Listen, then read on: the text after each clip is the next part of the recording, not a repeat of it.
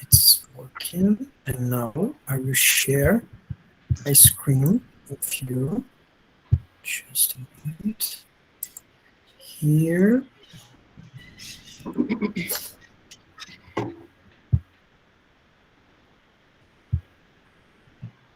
Okay, perfect. And here.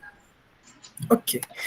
In the last class, we start to discuss about some soil formation factors and how they influence the formation of soils, especially to understand how they could influence the formation of soils in the past and how can we interpret some properties, some soil properties to understand evolution of time and some changes of some properties, okay? I think that someone has the microphone open. Just Okay, a minute. okay, teacher. 1 minute. Oh, okay, thank you. So here, just a moment. Okay, here. And okay. So as we are discussing, today we are talk about the influence of relief in the formation of soils. And relief could be interpreted as a topography variation of the surface and also the influence of slope direction, the slope angulosity, or how the declivity of the surface is, okay? And a lot of people, a lot of scientists like to say and to discuss how the formation of soils, the pedogenesis, and the formation of relief, the morphogenesis, act in a different ways, and they act trying to annulate that one. So if you register the pedogenesis in an area, in a site, you didn't can found morphogenesis. And in the opposite, if you can register morphogenesis in an area, in a site, you can find the formation of soils. I would like to hear from you, what's your opinion about this? Do you believe that we didn't could register morphogenesis and pedogenesis at the same time in a landscape? Or no, you believe that if you have the formation of soils, you can't register at the same time the formation of the relief? What do you want to say about this? What do you think about this?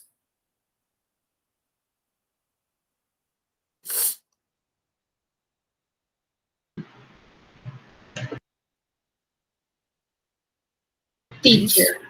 Teacher, repeat, please. Yes.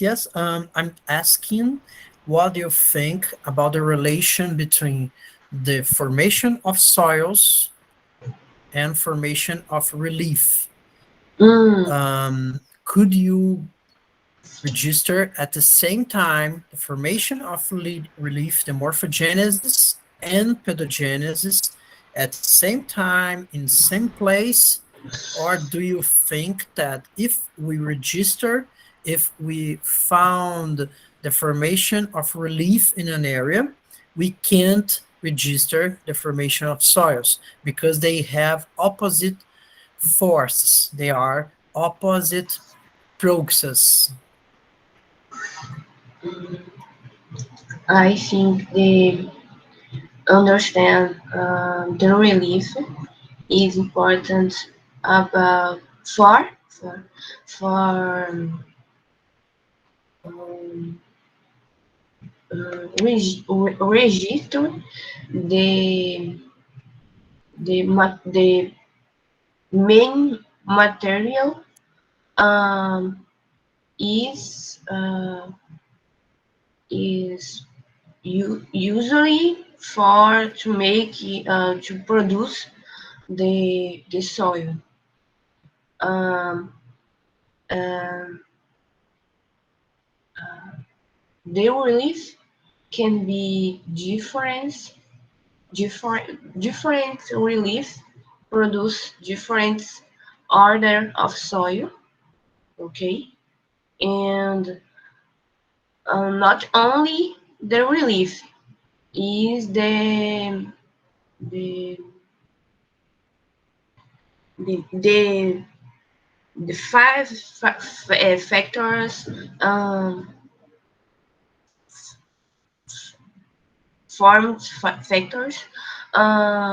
you we understand the order of soil. Okay, Amanda, but let me ask you something. Do you think that relief should be formed so soil start to be produced?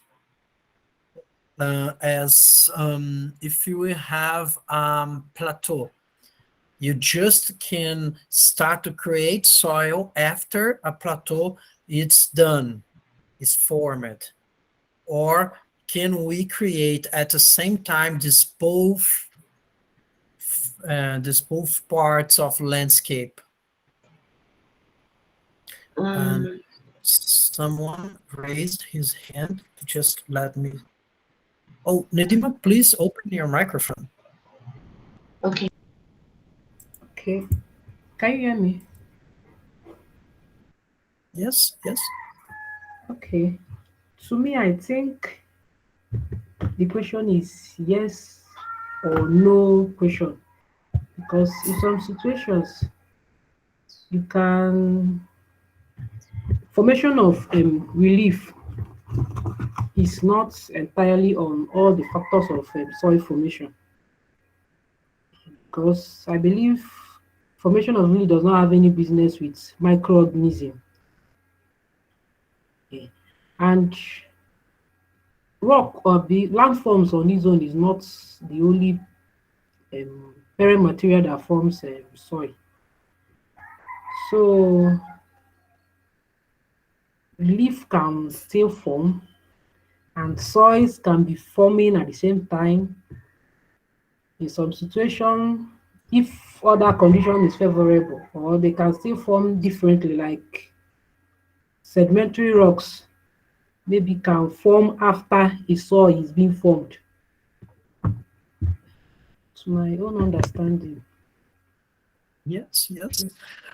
It's a very good answer, Nedima. I think that a point that we should think is that some processes in soil are faster than the formation of the relief, than morphogenesis, and some other process still going on at the same time that relief could be formed. So, of course, formation of an A horizon, maybe you should have relief that it's done, because you need stop some erosion or dense or fast and profound erosion process to form an A horizon in an area.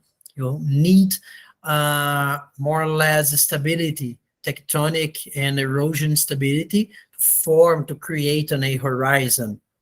But we can create several other horizons even when relief is forming, as you said. I truly believe that what you said, it's a very good answer to this, because we should understand that relief take a long time to be formed in a landscape, especially some forms, some landscapes takes a long time, but some process of formation of soils could be occurring at the same time, and other ones should be formed after the relief is done. It's quiet, in a quiet environment.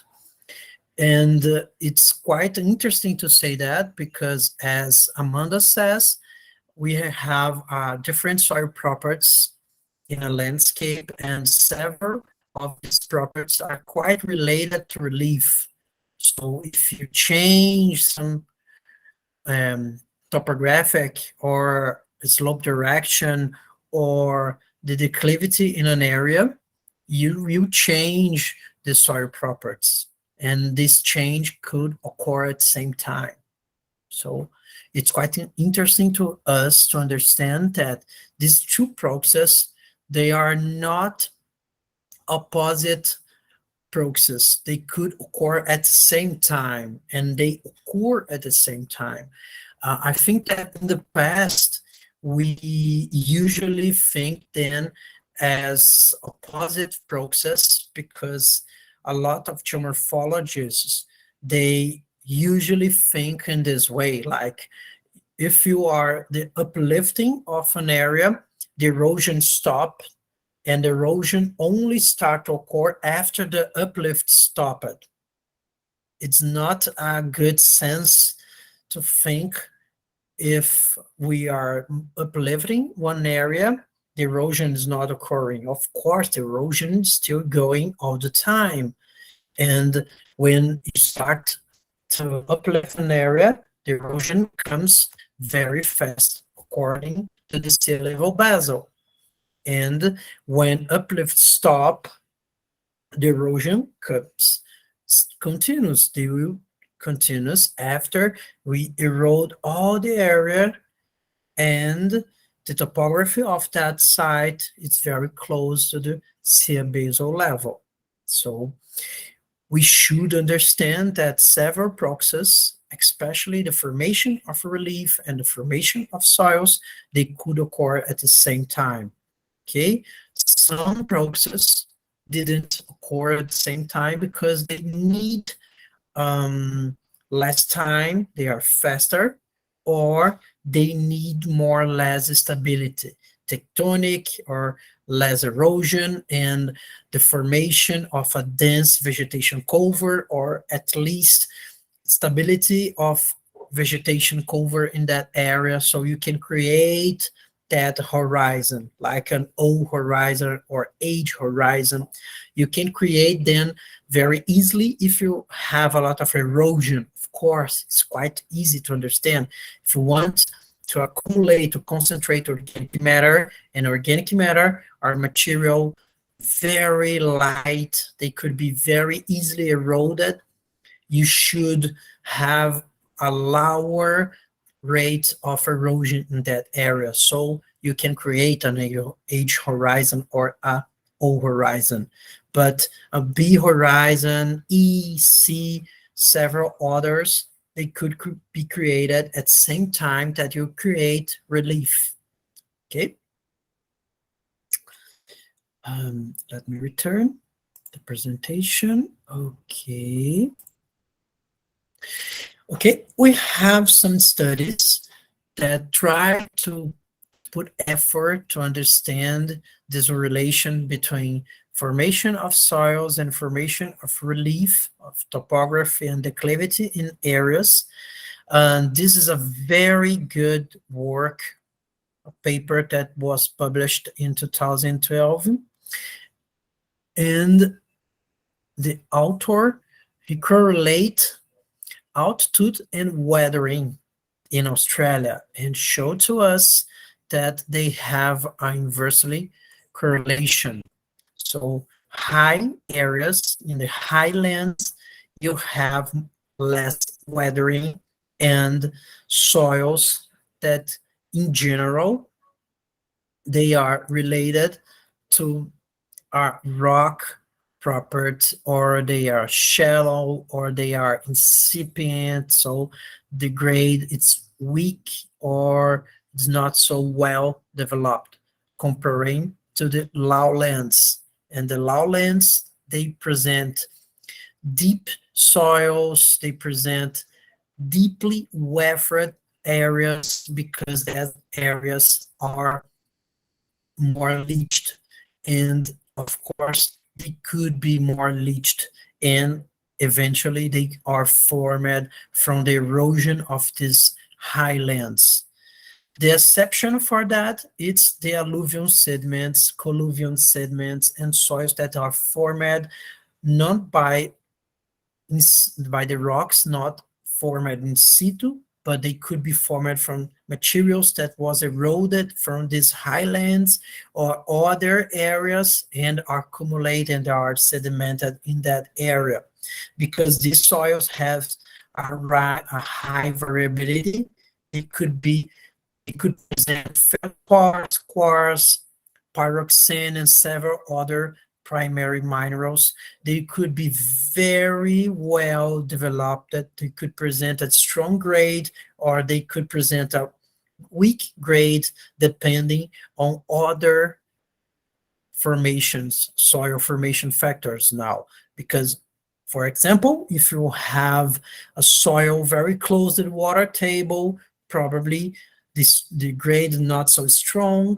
But if you have a soil that formed in a higher position comparing to the water table, probably it's a well-drained soil, and probably the grade is stronger than that formed very close to the water table.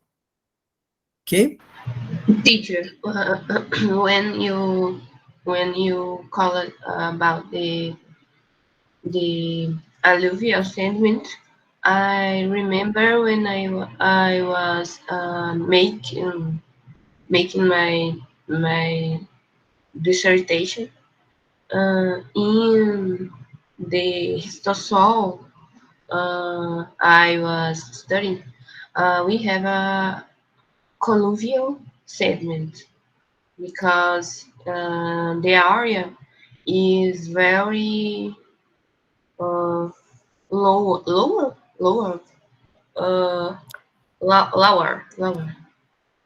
lower, and we have different sediments about the areas. And in my histosol, we have a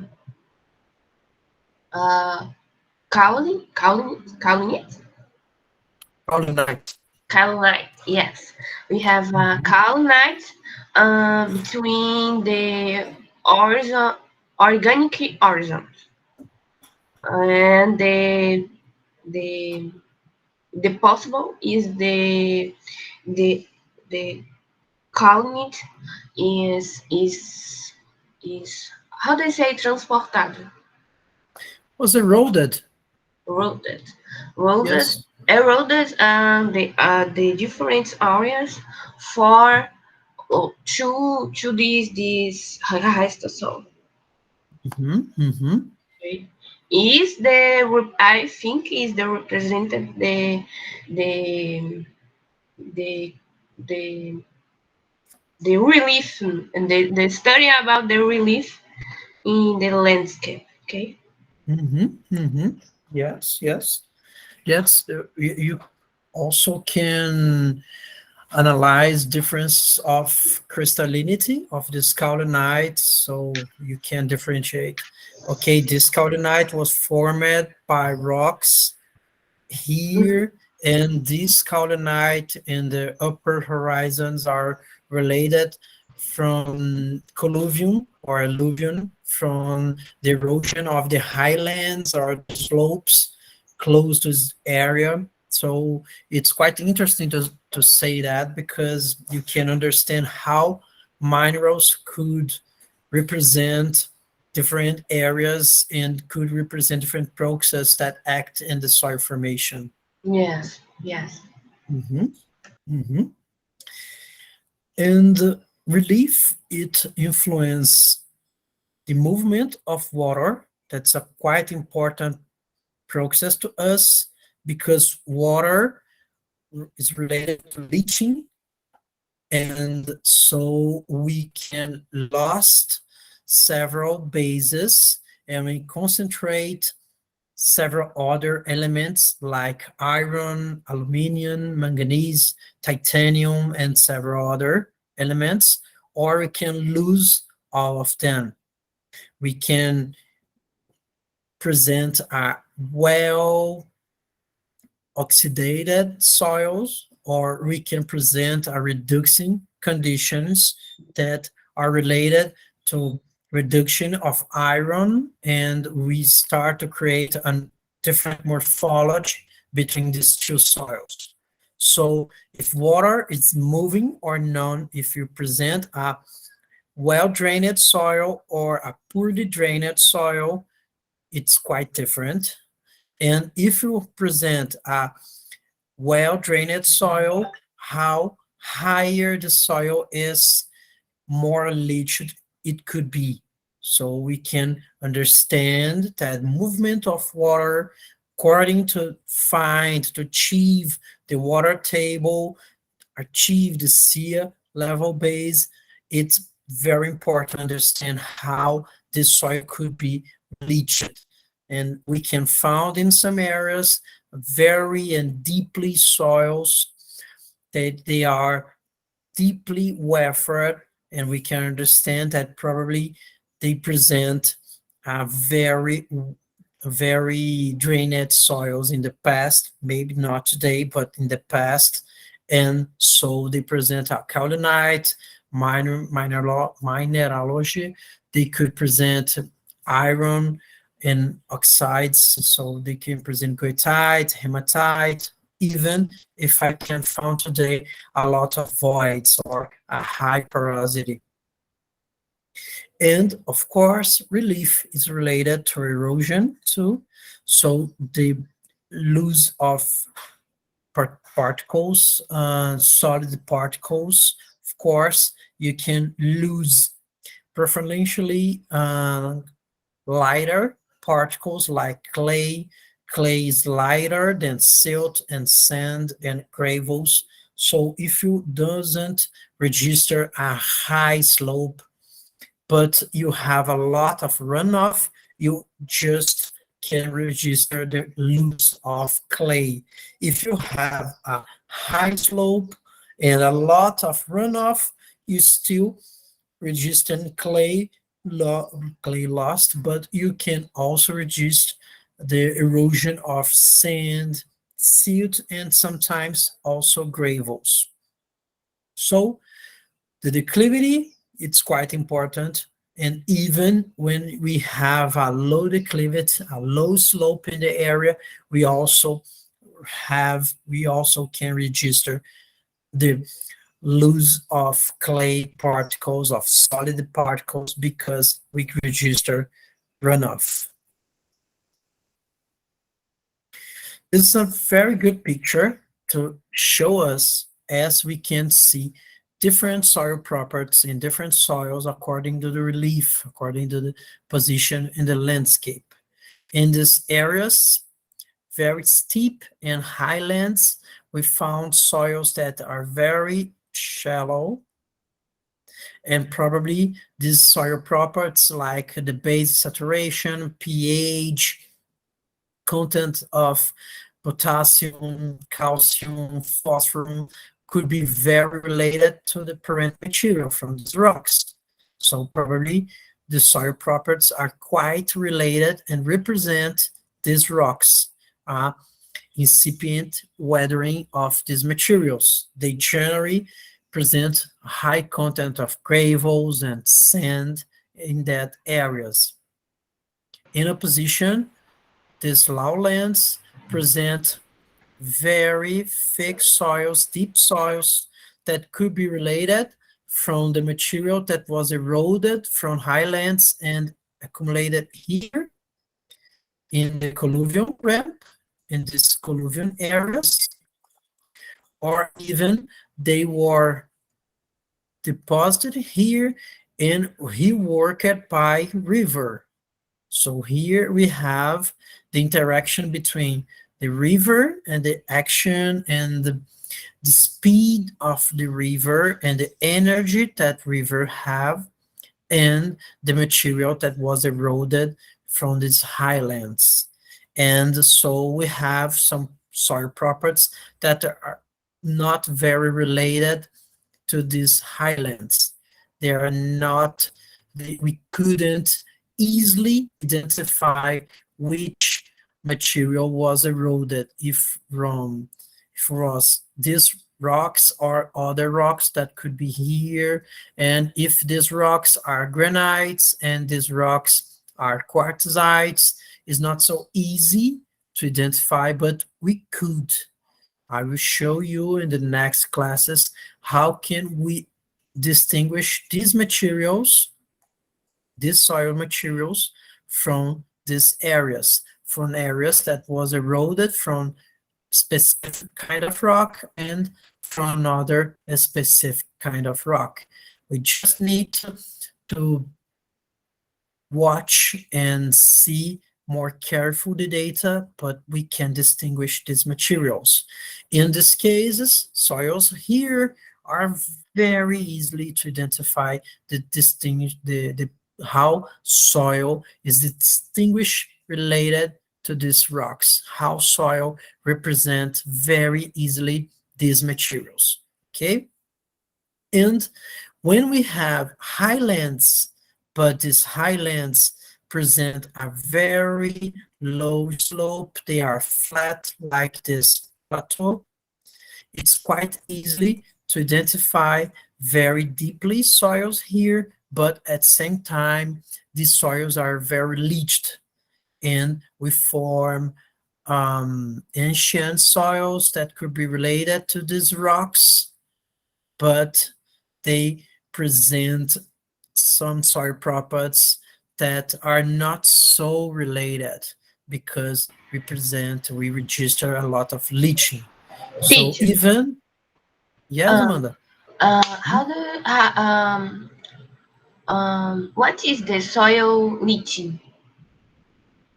What? What do you in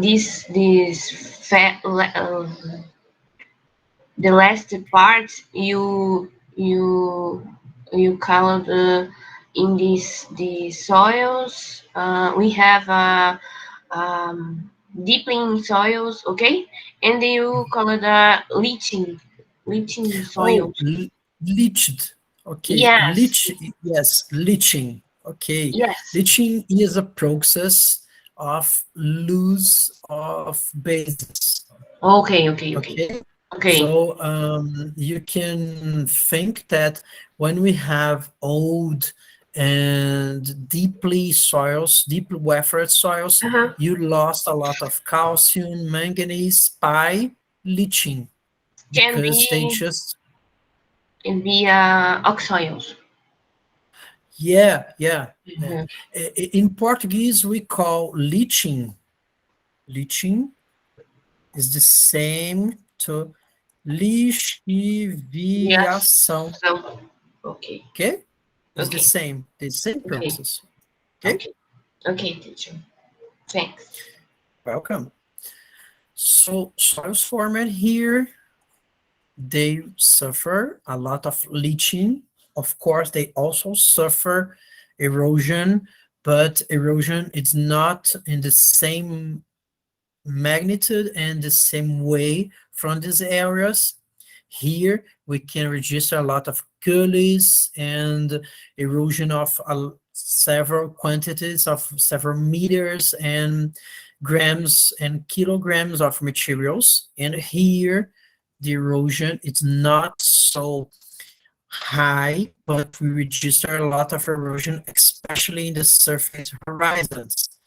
So here we lost a lot of clay, especially clay and organic matter from surface horizons because erosion occurs, but is not so strong.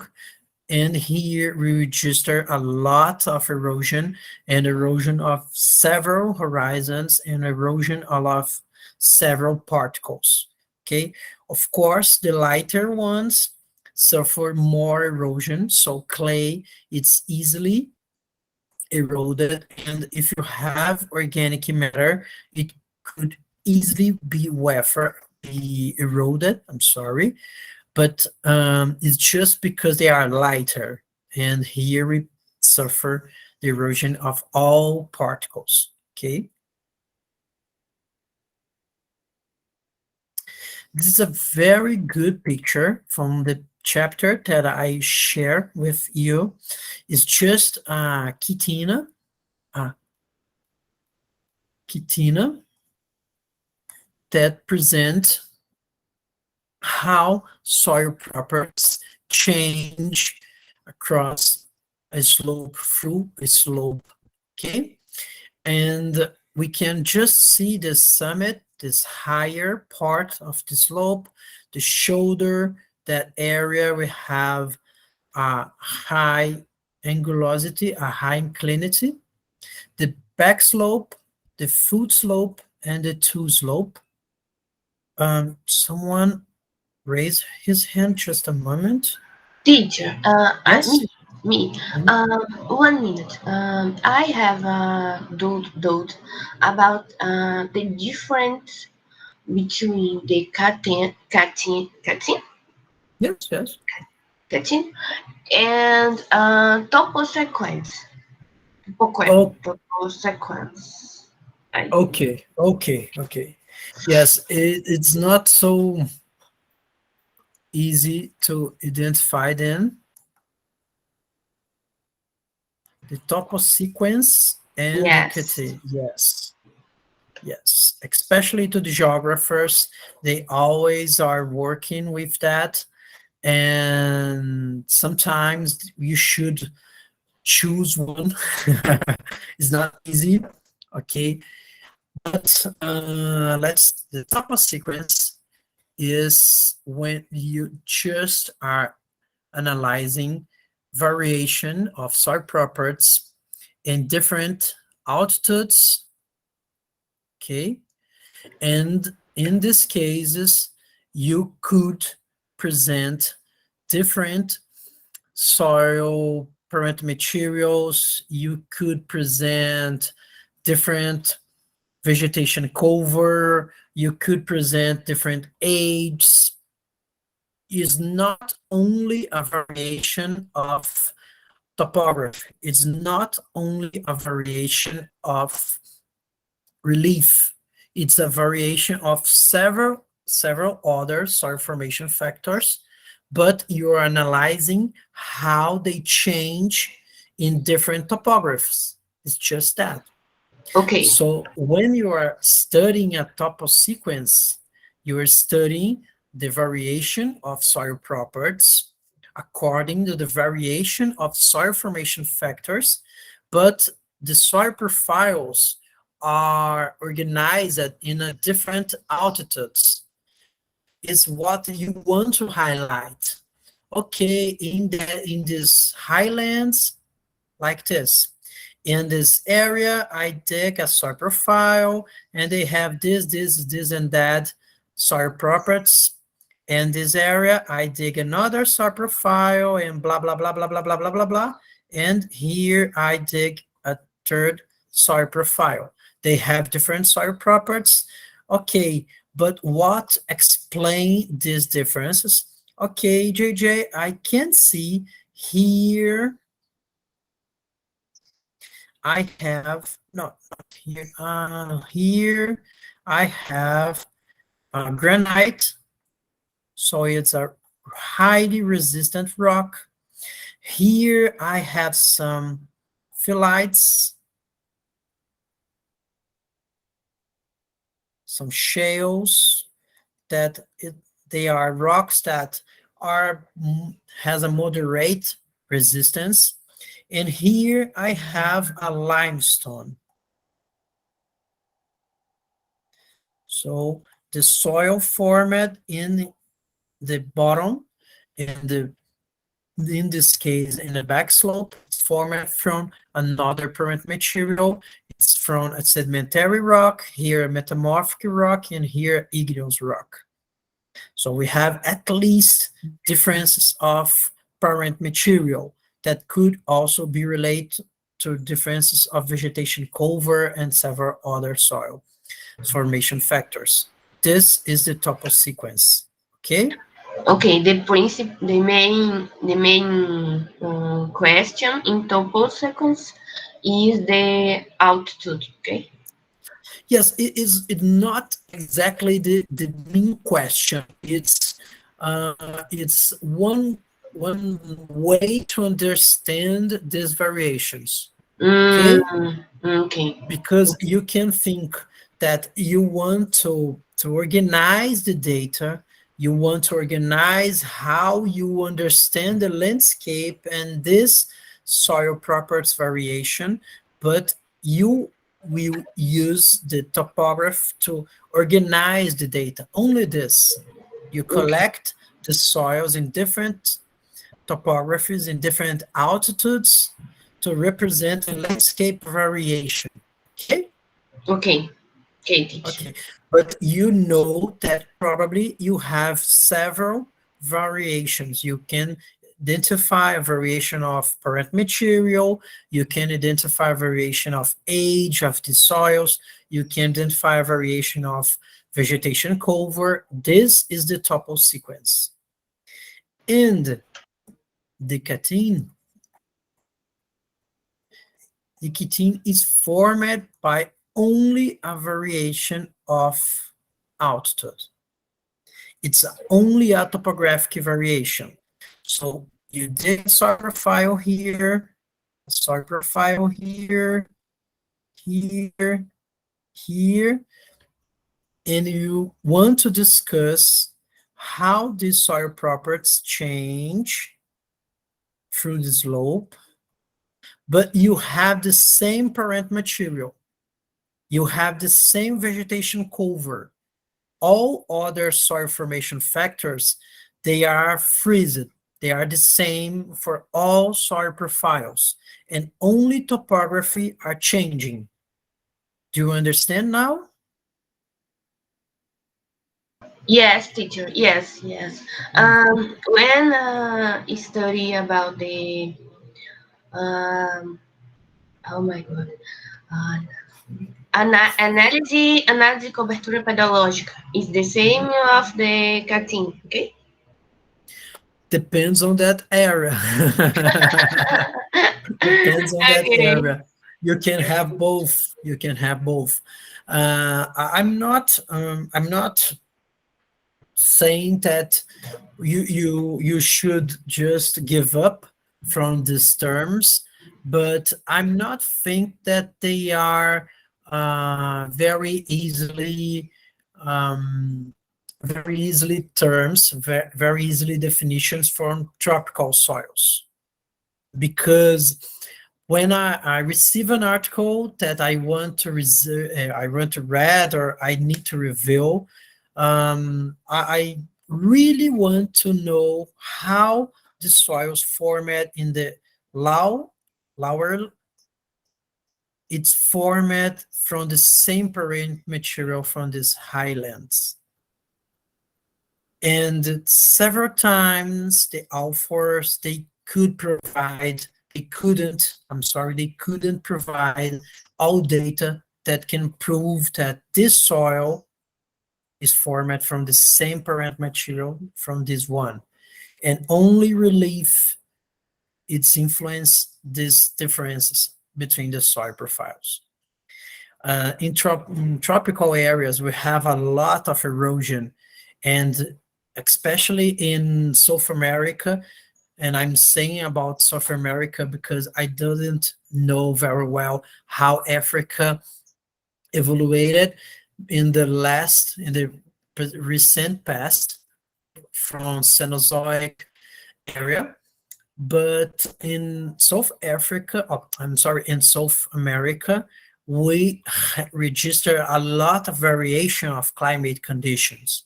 So in some specific time, we have a wet climate, and after that, we have a dry season, and we have, after that, a wet climate, and again, a dry climate.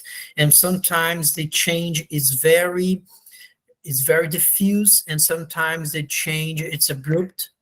So we have a lot of soils that are not so related to the today condition, to nowadays climate conditions. And we also have a lot of soils that are formed from erosion from highlands. So to me, define truly catene in Brazil, in South America, in tropics, it's quite hard. It's quite hard because you truly need to present several data that prove for everyone, okay, these soils were formed in situ, and all the chains are only related to differences of topography, to differences of relief.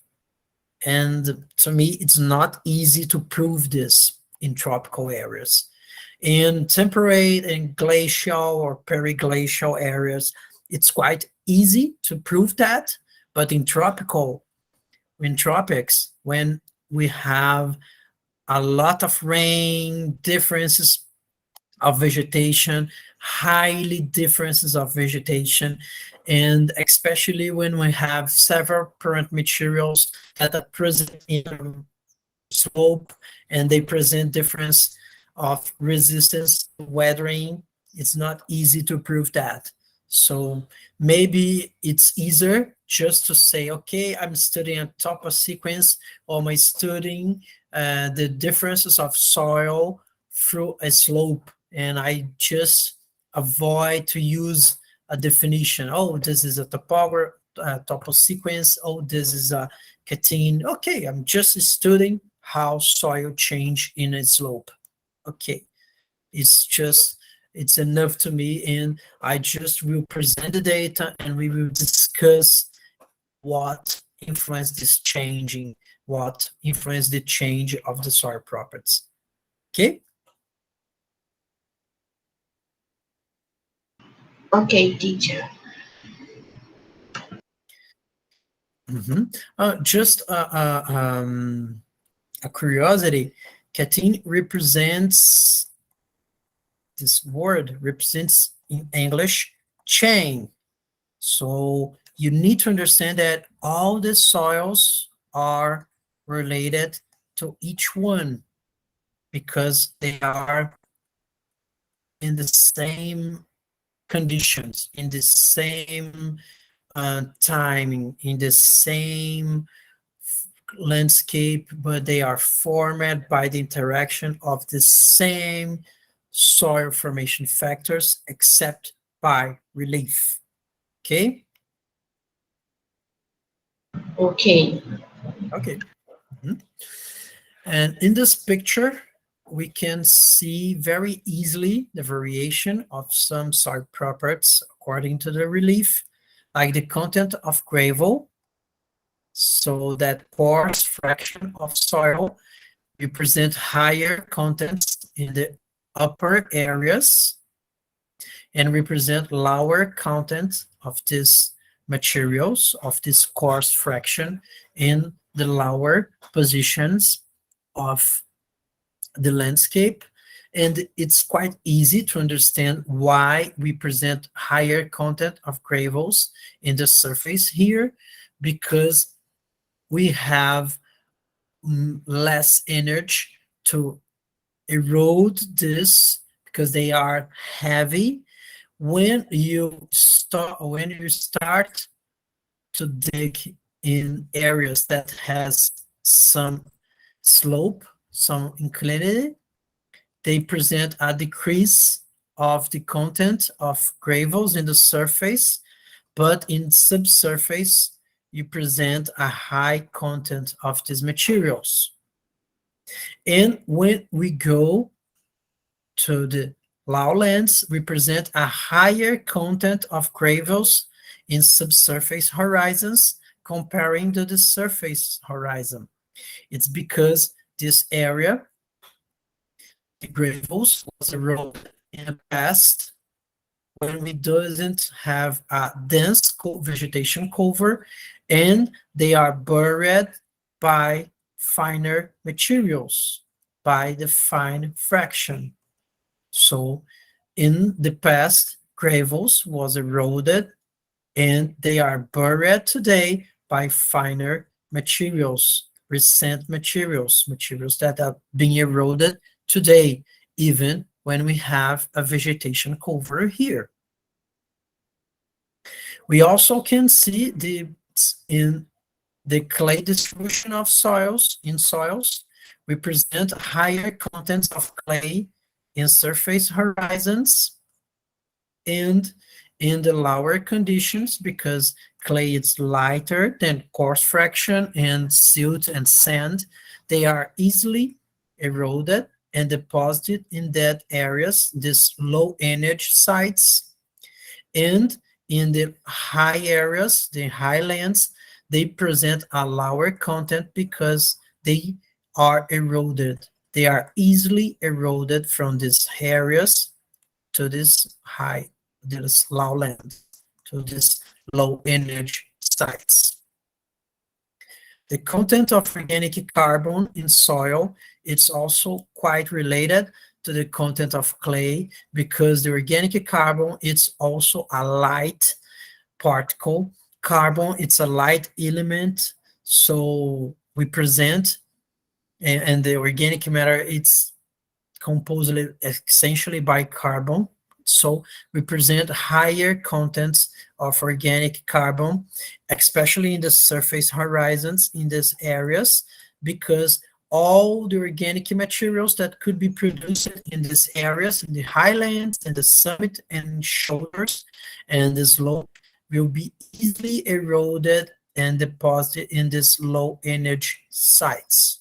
So organic carbon and clay fraction, they are eroding from these highlands and they are depositing the surface of the lowlands in these low energy sites. If we compare the mean grain size of the particles, we can see that in general, we can find coarser materials here and finer materials here.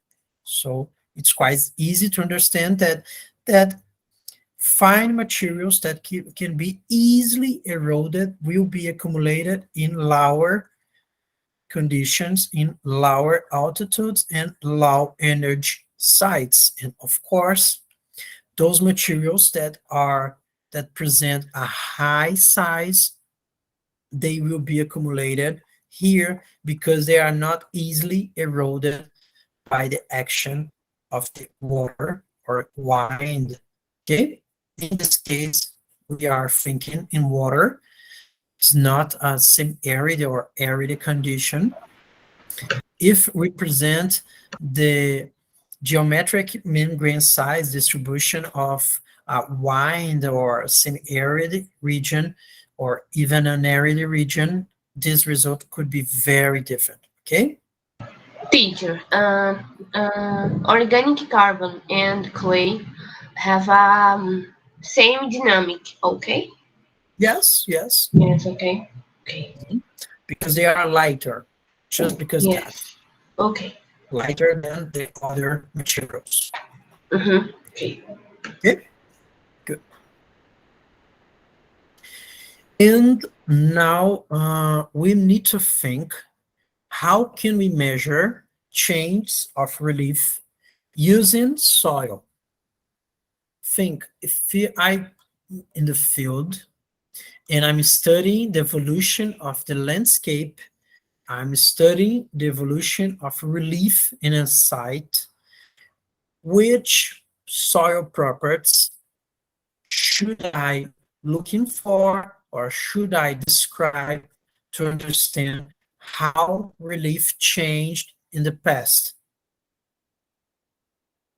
Could anyone suggest me something that we could look in the soil?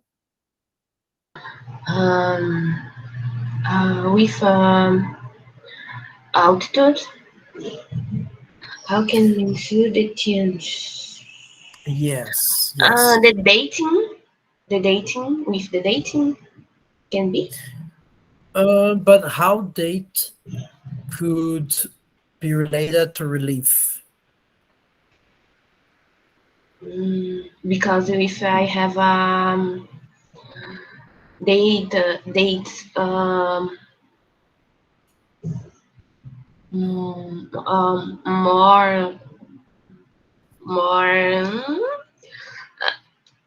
how can I say antigas?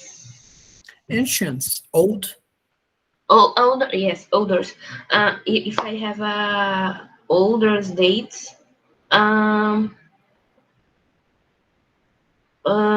we have a material more established in the relief.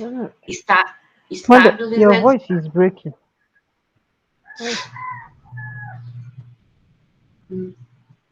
Okay, teacher. Okay, yeah. Could you repeat slowly what you said, because it's breaking some. Me or needing? Me? You. Okay, okay. Yes, please. If I have a material with older date, I have a material more stabilized in the relief. If I have a material more young, I have a material more eroded and more recent in the Yes, relief. Okay. yes. And And what you we can measure these dates with carbon um, 14 carbon with a lowy. Uh, I think that's okay. Only. Okay, so let's see if I identify here carbon dating, like um,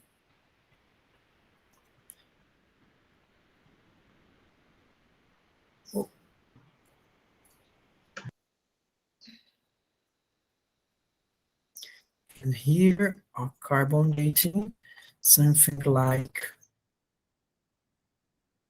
okay, if we have difference of age of dating, of organic carbon dating, according to the carbon, 14 carbon, uh, using what you said, we could understand that this area that's younger than those areas could be more intensively eroded comparing these areas, because these areas, they register older age, and probably they are more stable and they didn't suffer so much erosion comparing these areas. Is it right? Someone raise their hand. Let me check. Just a moment. Nadima, please. Okay, Dede, your voice is breaking. I don't know if it's from my own end.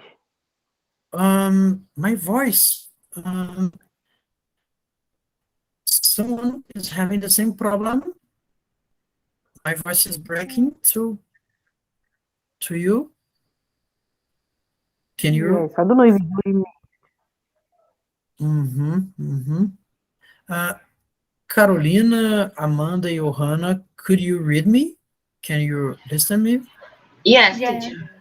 can hear you. Okay, Yes. okay. Nadima, maybe it's your internet connection, but I will try to speak slowly, okay? All right. Okay. I'm just let me here, and because I don't want to present some result or some answers, I'm asking for answers.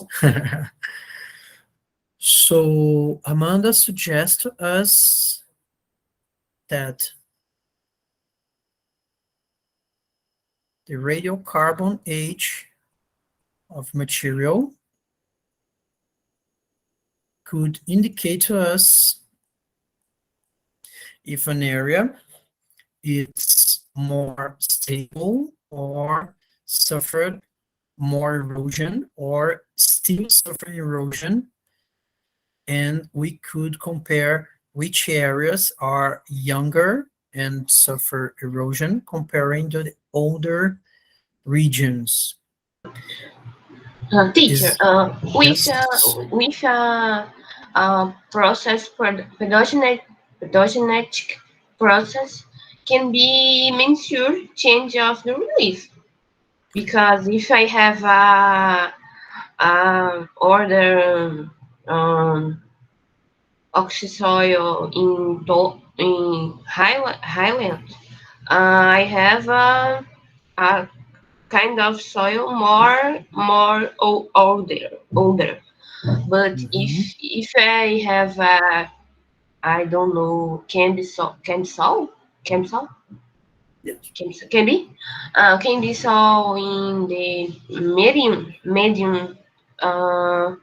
between the oxsoil or oh my god, nail soils and nail soils in the more, como seria a parte uma parte mais rebaixada? Lowlands. Yes, Yes. lowland. I have a kind of soil intermediate, okay? And if I Okay. have a nail soils in the lowland, I have a kind of soil more young, and we have um, a little change in the relief if I only the nail soles, okay? I think the process, pedogenetic process, can be the mixing changes of the relief. Okay. Okay. Okay. First of all, we need to discuss this, and after that, we discuss about this classification that you suggest. Okay. And we don't use the radiocarbon dating to relate or to explain change in relief. And why? Because when we are dating the radiocarbon, we are dating the organic carbon in the soil. And the organic carbon of soil could be related to several processes. We can understand that, for example, in the past, these areas present a denser vegetation cover, and here we have only shrubs. And if you date the organic carbon here, because you present a lower content of organic carbon here, and after that, you're trying to date this material, and you are looking for the same organic matter here and here, like I'm looking for an organic matter related to a dense vegetation cover. You can find here, and maybe you will find younger dating comparing to this area. And it's just related to organic composition of this material. It's not related to the chains of relief, okay? Because this area presents a denser vegetation cover before any other area. It's just because this receive more water, because the orographic rain, the orographic precipitation, that this slope barrier, okay? We don't use the date carbon. Radio, to understand change of relief, we can Mm, understand how the vegetation change, of okay. course, but it's not so usually to then understand how landscape or how relief change. Because, for example, if we are describing a fluvial, a soil formed by several layers of alluvium. So here we have a horizon that's very light and yellow and sandy. So we have yellow sandy layer. And here we have a 2C horizon that presents a dark color that has a lot of clay and organic matter, organic carbon. And here we have another layer that again has a lot of sand. And here we present another layer that we have a lot of clay and organic carbon and blah, blah, blah. Okay, if I'm looking for the radiocarbon here to date this layer, I'm not doing a good job, because the organic carbon which composed this layer was not formed here, was formed in another area, was eroded, and now it's deposited here. And we could register some lag between these two moments: the production of the organic matter, the death of the organism, and the erosion and the deposition of the material and this layer. So when we are discussing or we are trying to understand how relief change, we don't use the radiocarbon dating. We could use this material, this analysis, to understand how old the vegetation is, but we couldn't understand how old the relief is. Okay? Okay, Amanda? Okay, teacher. Okay. I saw that someone Johanna. Johanna, please. Through this point of view, can we say that, can we infer about the soil age or soil evolution? For this last example, do the fluff soil? Yes. If I date the organic carbon of more of a deep horizon, can I say that the minimum age of the soil is this age? No, Johanna, you couldn't do that, because, as I said, you are dating the organic matter that was deposited here. Is not the organic matter that was produced here in this layer or this horizon.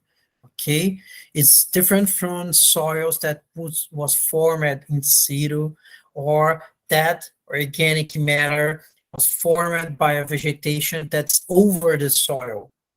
The organic matter that you find in this layer, it's very far from here, because the vegetation that the material was partially degraded by organisms, and after that the material was eroded from highlands, from the river, and was deposited here. If you wanna to know how old this soil is, in this case, you shouldn't use radiocarbon. You should use OSL. This is another technique for dating. That's a technique that date how old a layer is. So it's a better material. It's a better technique to date fluvial soils and soils that was buried in the past. Okay? Okay.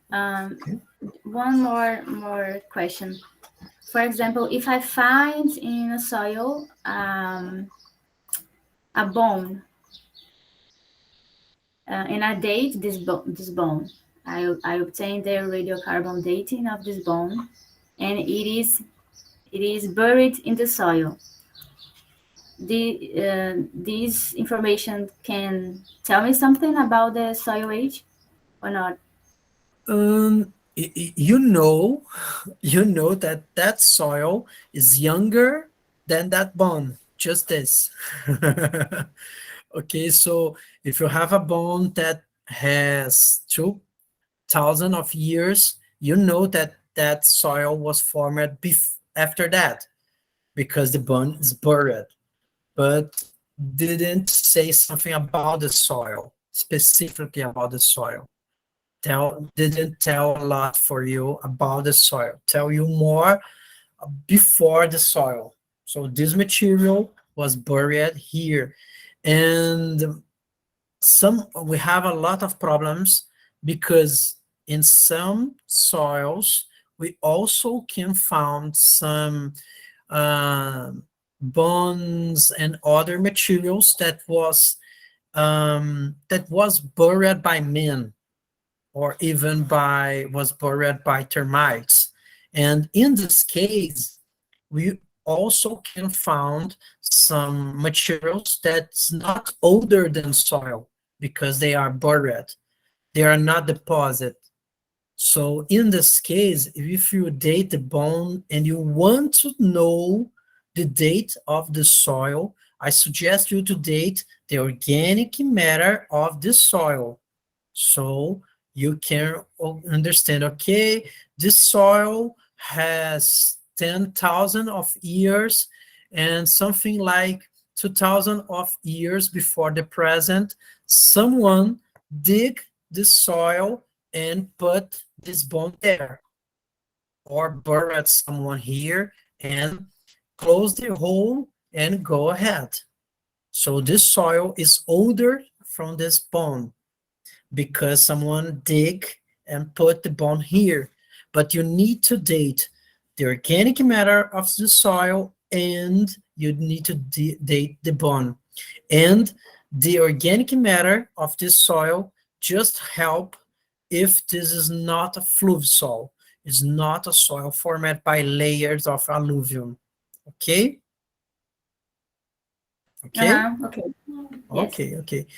The OSL method, it's better to use in these cases because let's imagine I have a slope here and I bury a soil here, and there's a lot of layers, okay, and I dig another soil profile here and some layers, okay. And I collect some samples, analyze the texture, color, and several properties, okay. And seems that this horizon was buried. So this is a soil A, and this is another soil B. And what seems, why I have this hypothesis, because I have some stone line here. It's one thing that helps us a lot. Or I have here a morphology that's quite different from here. Like here I found a yellow soil, a yellow and silt soil, and here I found a red and clayic soil. So I have different texture, I have different colors, I have different minerals, and I want to know when this soil was formed. So I collect a OSL sample here in this horizon, below the stone line. And the dating from this method will seem something like 10,000 of years. And I know that this material was buried 10,000 of years, more or less 10,000 of years before the present. So I can understand that in the past, the landscape was something like this. And I present a yellow and silty soil, and 10,000 of years before the present, something that probably from this area was eroded, and we form a layer of colluvium, and from this material, the stone line here, and from this material, I formed another soil that's red and clay. Okay, so I know that this buried soil was formed in the past and was buried at 10,000 of years. How old is this specific soil? So I can use the radiocarbon dating, and I know, okay, this soil was formed something like 18,000 years before the present, and 10,000 of years before the present, it was buried, and after that, we create some layers in another soil that have different morphology and soil properties from this buried material. So the OSL dating, it's a very good technique to understand changes of the relief, as I can date the burying process when a material was buried. Okay? Okay, teacher. I will work with OSL and between vertisols and oxysols, because the two orders have pedogenetic process, pedoturbation and bioturbation, and influence the dynamic of soil, and it's about this my test. Oh, very interesting. Very Yes, interesting. yes. Yeah, the OSLA dating, it's a very good technique. It's not so expensive. We'll talk about this technique in the next classes. And we just need to take care with some problems like bioturbation. Yes. Bioturbation usually destroy this Yes. register, and sometimes we couldn't use OSL, but the majority of the times that we collect the samples works very well, and especially to soils formed from alluvium or colluvium, OSL, it's a very good technique. It's better than organic carbon dating. Okay? Yes. I will make. Organic or mineral carbon dating. I will make the oh my god, the discipline Mhm. with oh my god, Fabian. Cupim? Fabiano Fabian. Cupim. Mhm. Yes. In the end of this year. In December. December. Yes. Very good. Very good. Yes, it's a very good technique. Yes. So one of the methods that we can use to understand chains of relief using soil is to date according OSL, because it's a method that dates the age of burying. Okay, so if I want to say, if I want to know when a layer was buried, this layer, like I have a BT2 and I have an A horizon here that was buried. That's a dark horizon. Okay, I just need to collect a sample to OSL and date this material so I know when this soil was buried. It's very important to understand. It's not when soil was formed. It's when the soil was buried. Okay, it's why we have information about relief. Okay, could we identify another soil property, another soil morphology, another math that could help us to understand chains of relief through time? The pedogenetic process can be? Oh, yes, you said, I forgot to discuss about that. You talk something like, here I can find an oxisol or ferrosol, okay? And here I can find a cambisol or an septisol. And here I can find an antisol or a regosol or leptosol, something like that, or even a fluvisol. Okay. Yes, they help us, the classification, and of course, the soil properties help us to understand that, okay, if I have a ferrosol or oxisol here, maybe I present tectonic stability here in the past, even in an area that today it's higher and could be very easily eroded, but in the past, this area was very stable and helped to form the soil.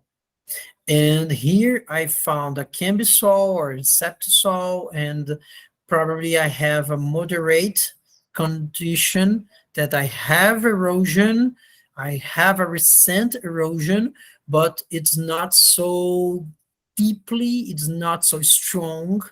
And here I have some soils that are formed by rocks, and they are very shallow, and they present an incipient degree of evaluation of, they present a weak grades and something like that. So I can understand that these are young soils, and these are the oldest soils in these landscapes, and this in a moderate condition.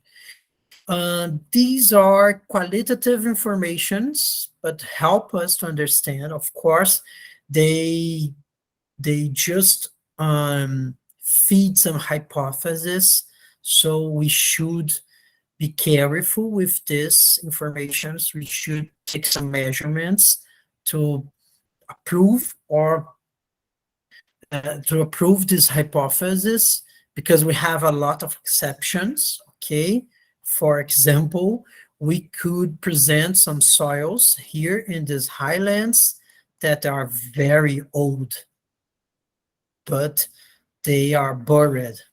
And we also can find here in this slope very old soils too, maybe even older than these areas.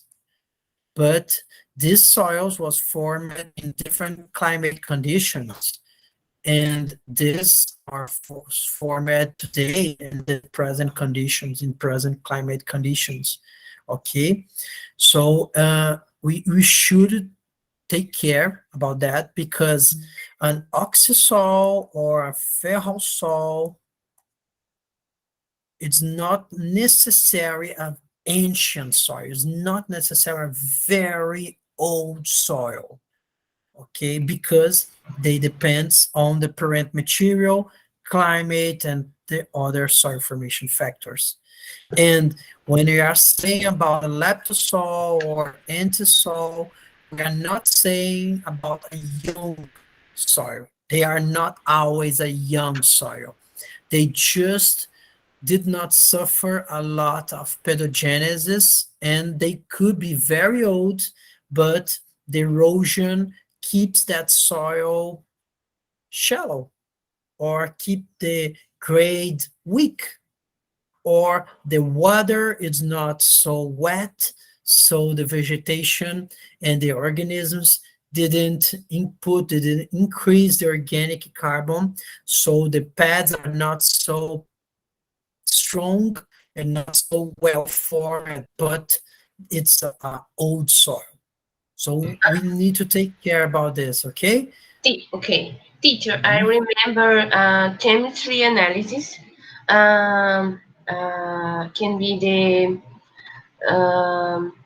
titanium is element very stable in the relief, and it's common study this element for to answer the change of the relief or the position of the soil in the landscape. I remember this. Yes, they are very, very useful to us to understand some changes. Let me start to show you. Before the use of some elements, okay, we can use the transition between horizon, especially the surface horizons. Why? Because when you form an A horizon or a H horizon or a O horizon, how they are formed? They are formed, they are formed in a smooth condition. They always are formed in a smooth conditions. So if I can see here A horizon or a O horizon or a H horizon, all of them are always, they always present a parallel or a smooth orientation. And in some boreal soils, we can find some conditions like this. We can see an A horizon here, and we see a B horizon here, and we found this case. Now we see another A horizon, and again another B horizon, and blah, blah, blah. You can see that this horizon are not parallel to the surface. They are not smooth to the surface. They are inclined. So this change indicates to us that the relief change from the formation from this horizon to today. So in the past, this material presents a parallel orientation and some tectonic change, some tectonic activity, change the orientation of these horizons, and now they are in this way. And after that, they are buried by a material that is related to the surface, to the nowadays surface, to the actual tectonic activity. Okay, this horizon, it's quite important to date, because if I collect a sample here, I can understand how they are buried, when it was buried, and okay, it was buried something like 32,000 of years before the present, and I know that when it was buried, maybe could be related to this tectonic activity that changed the orientation of this horizon. Okay? Everyone understand that?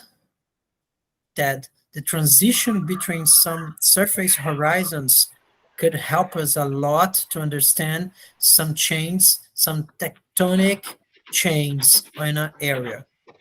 Okay? Okay, teacher. Okay. Okay. Okay, very good, very good.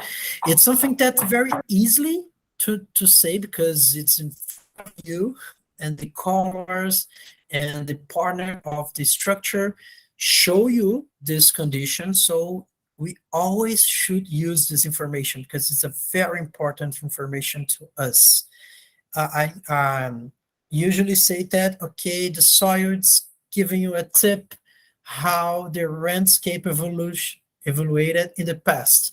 And it's a very good tip to understand how this landscape evaluated, okay? Of course, if you found something like in this condition, an A horizon, a B, B1, B2, and now I found another A horizon, a buried horizon here, and they are parallel to the surface. So, okay, the tectonic activity didn't change anything here, okay? It's more common, this condition, but of course, if I found that material that's inclinated, of course, I have a very good information to explore. The water table level, it's a very good and very important information that we should use every time that we want, every time that we can, I'm sorry. Because the water table level says to us the regional water table level. When we have a horizon that indicates that water was accumulated here, so the water table level is here. So water migrates from soil and the infiltration stop here.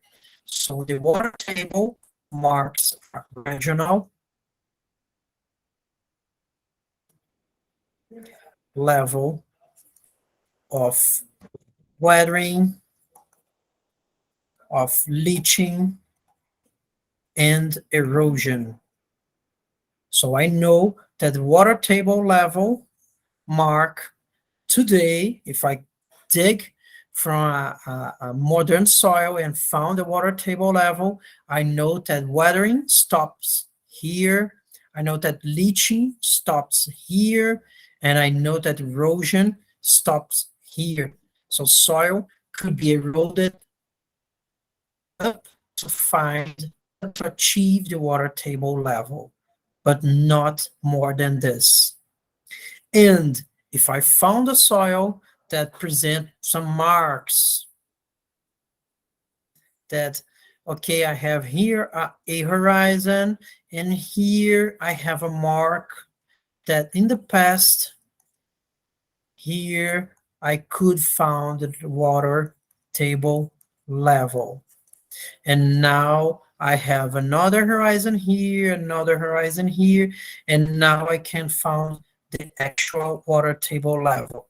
So it's a water table level from the past and the modern water table level.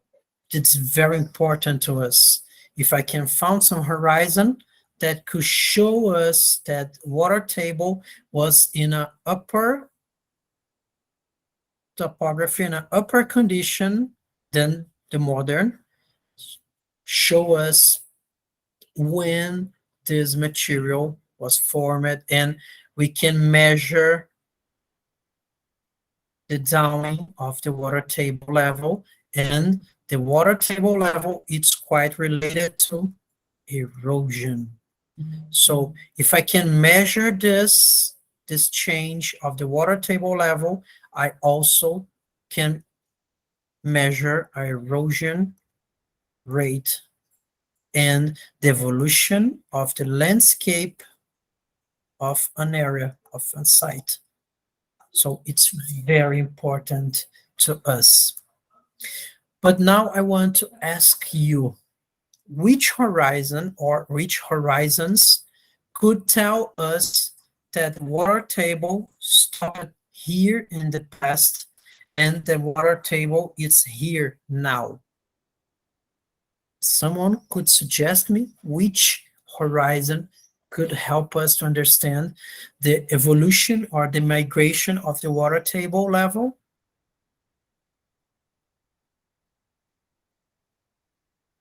Repeat, teacher, please.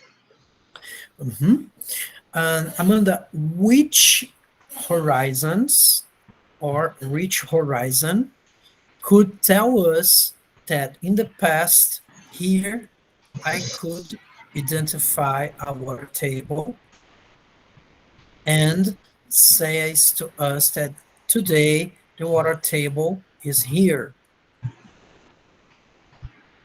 Do you remember any horizon, any diagnostic horizon that could tell us this information?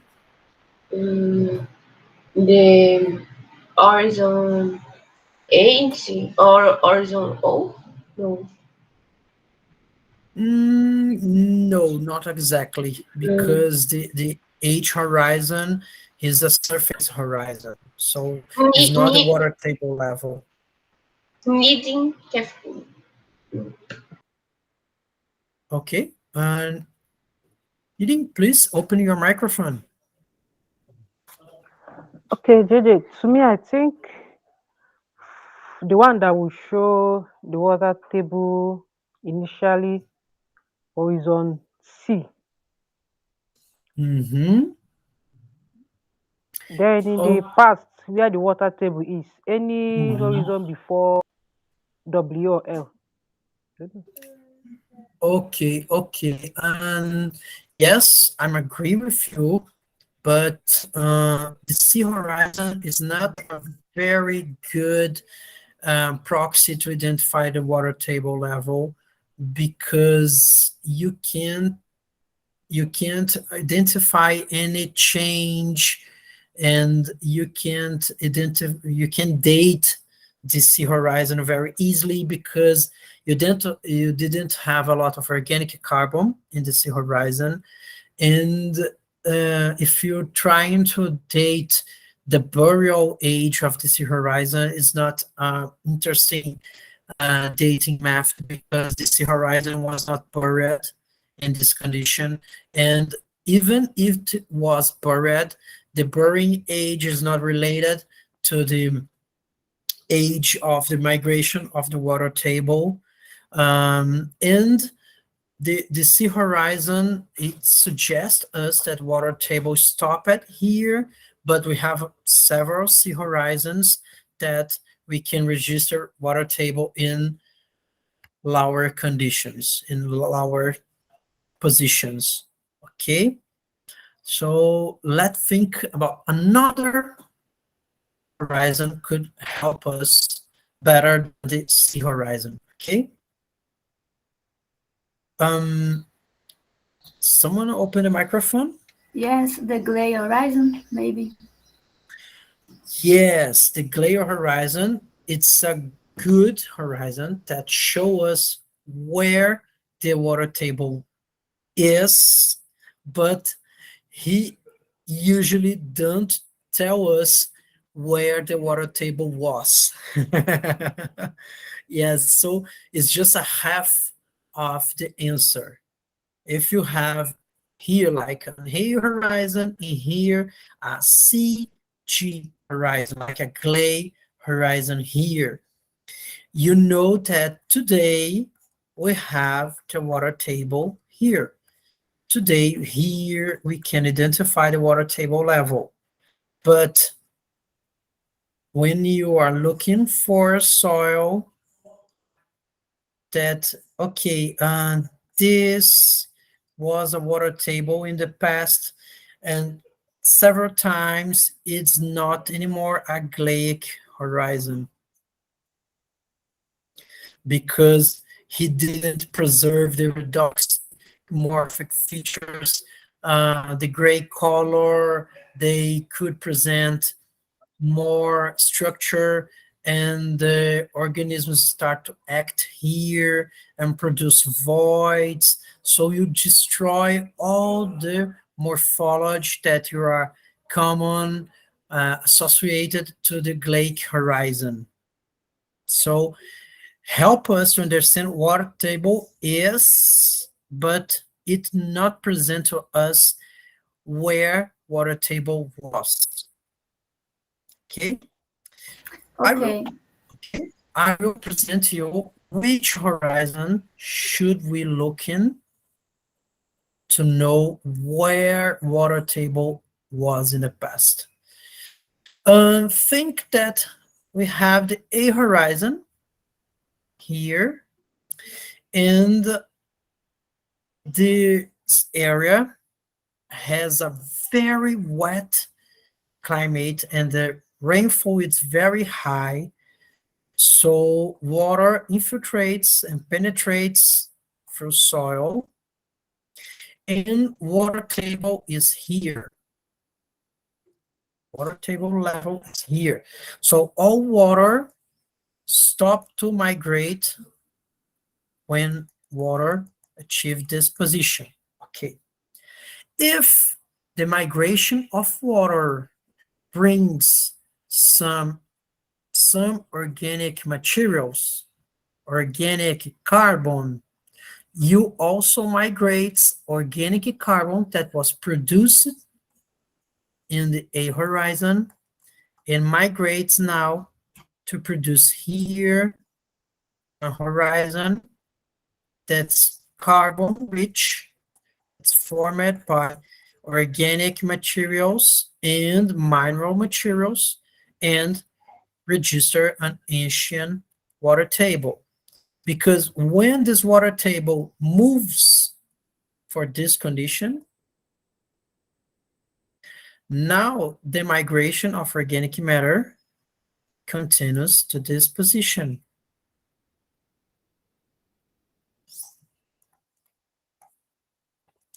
So if I date this horizon, I could date the age of this water table level. And if I date this horizon, I could date the modern water table level. So the ancient and the past water table levels, of course, they have different ages, and I also can measure how many centimeters and how many grams and how many kilograms of materials was eroded by the migration of water table. How can we call this horizon that's formed by organic matter migrated with water from the surface to the subsurface soil? Is the spodic horizon. So the spodic horizon tell us ancient or past water table levels. And of course, they also tell us modern, actual, nowadays position of the water table level. So the spodic horizon, it's a very good tip to us to understand the evolution of the relief, because tell us a lot about the migration of water table level. Okay? And the spodic horizon is the important for to formate the spodosol, okay? Yes, yes. But we also can find it in other regions, in other soil profiles. It's not so specific, but it's a very good information. Okay. Okay. Okay, teacher. Okay. Okay. Everyone understand this condition? That the spodic horizon tell us a lot about the evolution of water table level? Yes, I understand. Yes. Yes, Oh. I have a question, and this spodic horizon couldn't be an A horizon because of what? Please finish your question. Sorry. No, I'm trying to just to understand the difference between an spodic horizon and a bird A horizon in this case. Oh, How can I okay. differentiate them? Okay. If you have something like, oh, no. if you have soil, of course, that has a B, and a C horizon, and it was buried, so some material buried this horizon, and now you have this soil profile. You have several layers here, like a, let me see, to C1, to C2, and blah, blah, blah. And now you have an AB horizon, a B buried A horizon. And the spodic horizon, it should be formed by migration of organic matter, which accumulates in a subsurface horizon. So this is the spodic horizon. It was formed by podizolization, migration of organic matter from surface to the subsurface horizon. And the A horizon, what is a horizon? A mineral horizon that was dark because it has a lot of organic carbon, just this. And a buried A horizon, a horizon that was buried, just this, okay? And the A horizon and the buried A horizon didn't tell us about the water table because the A horizon is formed in the surface. It's always formed in the surface. It could be buried, but it's always formed in the surface, okay? Okay, but in the field, when I'm looking, Okay. this When you profile, try, how can I differentiate what I understand that they are formed by different phylogenetic processes, but in the field, what I see is sometimes similar. And Okay. We have some tips to identify correctly in the field the spodic horizon.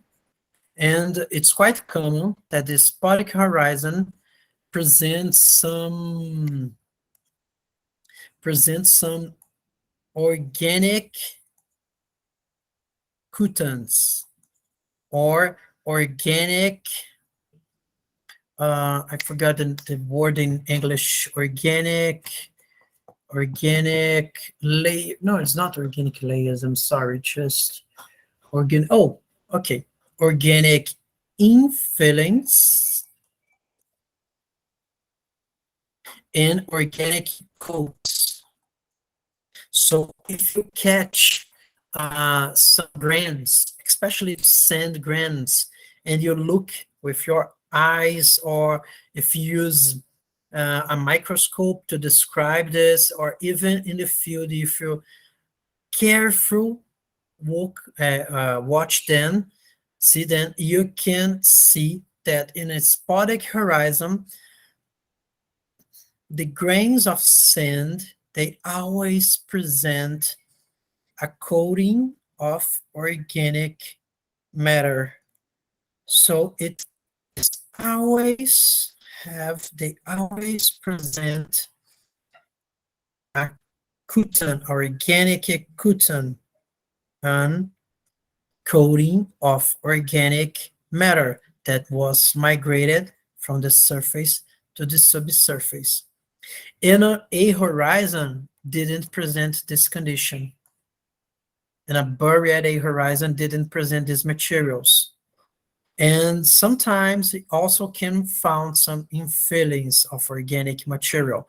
Like if you're looking for voids in a spodic horizon, you are seeing here a sand grain, another sand grain, and another sand grain here. And if you careful see this material, you can say, okay, I have some clue between the sand particles, and this clue is organic matter. This organic matter was migrated from the surface to the subsurface horizon. So in the field, you should understand if this material was migrated or not. And how can we say that? you should look for organic infillings and coatings in the spotted horizon. Of course, micromorphology helps us a lot to describe that. So if you are in the field and you're not so sure if you have a buried A horizon or a spotted horizon, please collect some samples, go to the lab, and you have your answer by micromorphology or by other analysis.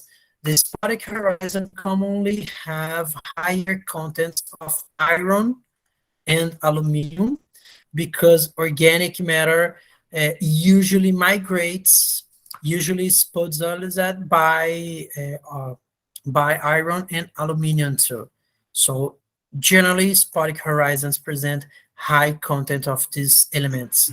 Okay. Teacher. Yes. Okay.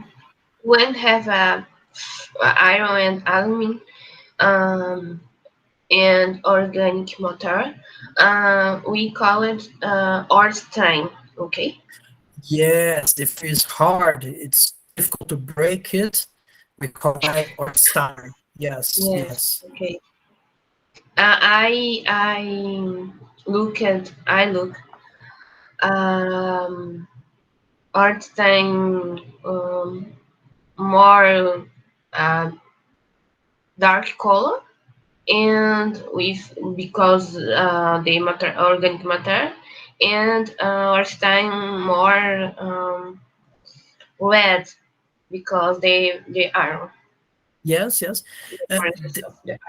These organic horizons, it's not organic, I'm sorry, these kinds of spotted horizon, the cemented horizons, Yes. they could be related to a drier climate, or they just are older and they lose all of the water that's inside the horizon, or as you said, the migration of iron and aluminum was too high and they cemented the horizon. So Yes. help us a lot to understand. If you have a spotted horizon and Ornstein, they tell us a lot about the evolution of the area, evolution of the relief of the area. Yes. Okay. Okay. So, Johanna, also information that could help you to understand if you have a spotted horizon or a buried A horizon, of course, are information that could tell you about a burying process. Of course, if you have something like this, and dark horizon here, that could be a spotted or a buried A horizon, but I see some stone lines here. Okay, this stone line suggests that this material was buried. Okay, of course, it's not the end of the question, but help us a lot to think, okay, I should take care with this material because probably it's just a buried A horizon. And we can identify several other properties like morphology. We can compare the minerals that we have here and here. And spotted horizon present the same minerals of all soil. So we found quartz in all horizons. But if you have a buried horizon, maybe here I can find a lot of quartz, and here I can find some pyroxene. So, okay, they have different minerals here and here, so probably it's just a buried horizon, okay? We can discuss about this in the next classes. How can we identify a buried horizon, because it's very important to us, but now we can't do this because we need to keep going on, okay? Okay, thank you, Professor. Okay, teacher. Welcome. People, our time is done. So we have a lot of slides still to take care about this, to discuss, but in the next class, we will continue to discuss how can we measure some chains of relief using the soil, because it's very important to us. And after that, we will discuss about time, how time, it's very important to us to understand the evolution of soil. Okay? Okay, teacher. Please finish the reading of the reference that I share with you, and in the next class, we could finish this point. Okay? Okay. Okay, people. I hope that you are well. See you in the next class. See you next week. Bye-bye. Bye bye. See you guys.